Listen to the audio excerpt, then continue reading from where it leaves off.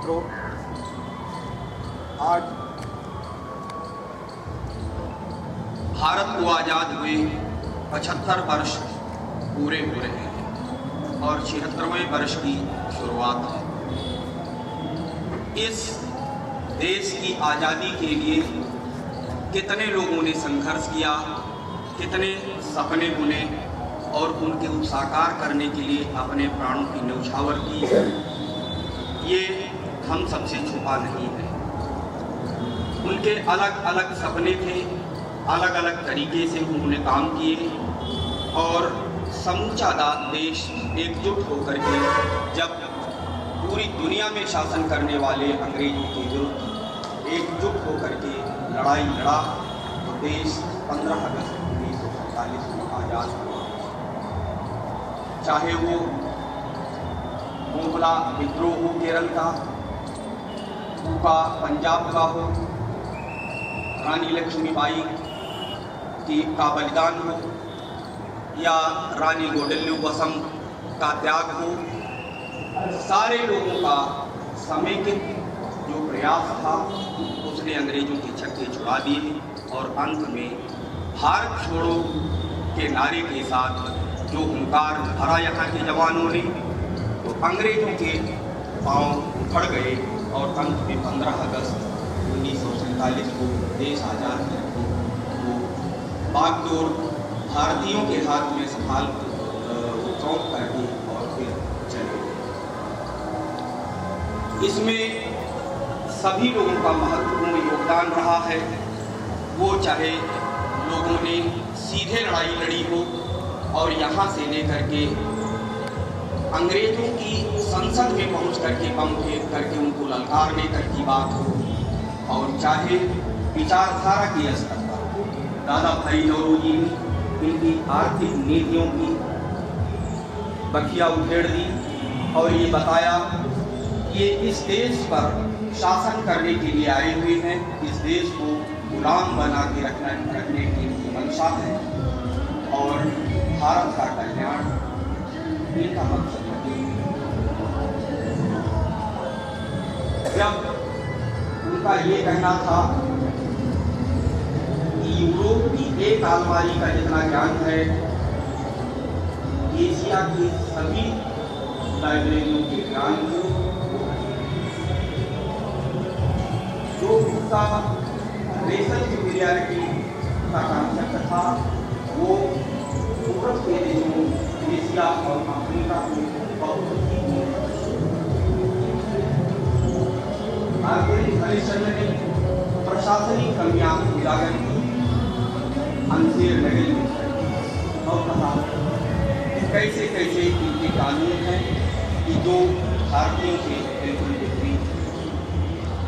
हर स्तर पर लोगों ने लड़ाई लड़ी। आज़ादी के बाद भी जो देश के नायक थे उन्होंने देश के विकास में अपना योगदान देते हुए एक जोड़ते हुए इस मुकाम पर उड़ा खड़ा किया है कि भारत विश्व गुरु बनने की कगार पर है। मोदी सरकार द्वारा जो आज़ादी का अमृत महोत्सव मनाया जा रहा है उसके पीछे भी एक मकसद है। उसका मकसद ये है कि जैसे समुद्र मंथन से अमृत निकला था उसी तरह से आज़ादी के लिए अपने प्राणों की आहुति देने वाले और संघर्ष करने वाले जो महान नागरिक थे इस देश के या जो महान व्यक्तित्व थे जो अभी अछूते रह गए हैं, हम उन सब का चिंतन करें, मनन करें, उनके आदर्शों को संजोएं और हम जिस विधा में हैं, नाटककार हैं तो उनके चरित्र का नाट्यांकन करें। अगर हम कवि हैं, साहित्यकार हैं तो साहित्य में हम उसका उल्लेख करें या जिस भी विधा में हैं हम उनके आचरण को उतारें और जीवंत करें। और फिर इस तमाम तरह के चिंतन से जो एक सर्वमान्य विचार आता है उसके अनुरूप इस देश को आगे ले जाने की कोशिश करें, ये अमृत महोत्सव का मूल मकसद है। ये अमृत महोत्सव आज से 75 सप्ताह पूर्व 12 मार्च 2022 से जहां से दांडी मार्च शुरू हुआ था वहीं से शुरू किया गया और 15 अगस्त 2023 तक चलेगा। इसमें सभी विधाओं पर, सभी व्यक्तित्व पर विचार होगा। विशेष करके अमृत महोत्सव के 5 मूल आधार हैं। आइडिया ऑफ सेक्रीफाइस, जिन लोगों ने बलिदान दिया देश को आगे बढ़ाने के लिए या आजादी पाने के लिए,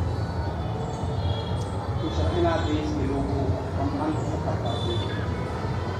इस तमन्ना को लेकर के और जिन्होंने अंग्रेजों को ललकारा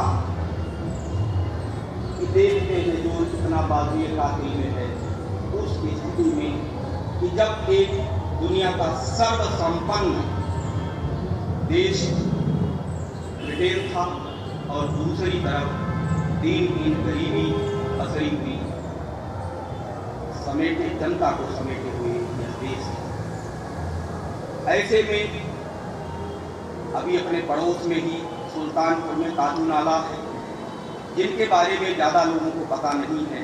यही अमृत महोत्सव का मकसद है कि उन लोगों को भी हम पास में लाएं, उनके भी आदर्शों पर आचरण करें। तो काजू नाला पर लोग लाठी और भाला लेकर के अंग्रेजों के विरुद्ध लड़ाई में, उनकी सेना के विरुद्ध लड़ाई में आगे बढ़ते थे और ये बंदूक की गोलियों से मारते थे। लोग गिर जाते थे, समझ नहीं पाते थे ये दूर से ही क्या करते हैं कि लोग यहाँ मर जाते हैं, लेकिन फिर भी अपने प्राणों की आहुति देते हुए भी आगे बढ़ते चले जाते थे। ऐसे लोगों के चरित्र, उनके विचार और उनके जो आदर्श थे, उनको समेटने के लिए अमृत महोत्सव का आयोजन किया गया है। आइडिया ऑफ सेक्रीफाइस के बाद आइडिया ऑफ आइडियोलॉजी, जब शब्द मुंह से बाहर निकलते हैं तो भौतिक वस्तु की तरह काम करते हैं। उतनी चोट किसी और भौतिक वस्तु से नहीं लगती है जितनी जबान से लगती है। जैसा हमने बताया, भारतेंदु हरिश्चंद्र जी ने अंधेर नगरी लिख करके इनकी कमियों को उजागर किया। दादा भाई नौरोजी ने अर्थव्यवस्था में इनकी कमियों को उजागर किया और जितने भी साहित्यकार थे उन्होंने अपनी अपनी तरीके से इनकी कमियां उजागर की और आदर्श भारत की संरचना के लिए इस देश के लोगों को एक दिशा देने की कोशिश की। तिलक जी ने गीता भाष्य लिखा, तो हर किसी ने अपने तरीके से योगदान दिया, हम उनको भी पूरा किया। आइडिया टेक्नोलॉजी के क्षेत्र में टाटा ने कितना पहले यहाँ पर एक लोहे का कारखाना स्थापित किया और जो मूलभूत स्ट्रक्चर था उसको बनाने की कोशिश की। इस तरह से तमाम व्यवसायी थे। गांधी जी ने नए एजुकेशन की पॉलिसी दी, अंग्रेजों से भिन्न।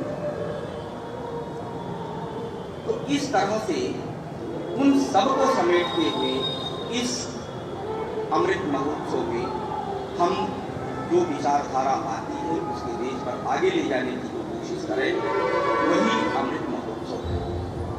बताते हैं कि जब कहीं कोई पुण्य कार्य होता है, यज्ञ होती है, तो सारे तीर्थ वहां पहुंच जाते हैं। उसी तरह से कल्पना ये है कि इस अमृत महोत्सव के अवसर पर जितने भी पूर्व हमारे दर्शक रहे हैं, हमारे जो दर्शन के निर्माता रहे हैं या जिनके अंदर जो विचार रहे हैं, उन सबके विचार इकट्ठे हो जाए और उनके मंथन से जो विचारधारा निकले उसके अनुसार इस भारत को आगे बढ़ाने में कार्रवाई की जाए और इसमें हर किसी का योगदान होना चाहिए। कहते हैं कि जब एक कदम एक व्यक्ति चलेगा तो आज भारत 1,20,00,000 कदम चलेगा, 120 करोड़ कदम आगे चलेगा, 120 करोड़ आगे चलेगा।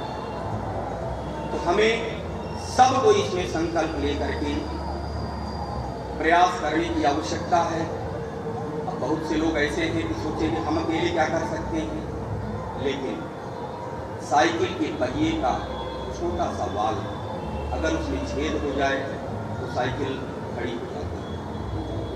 तो हर कोई वाल्व की तरह है कि साइकिल के पहिए की हवा रोक करके उसको गतिमान करने में उसका महती योगदान, किसी का कम योगदान नहीं।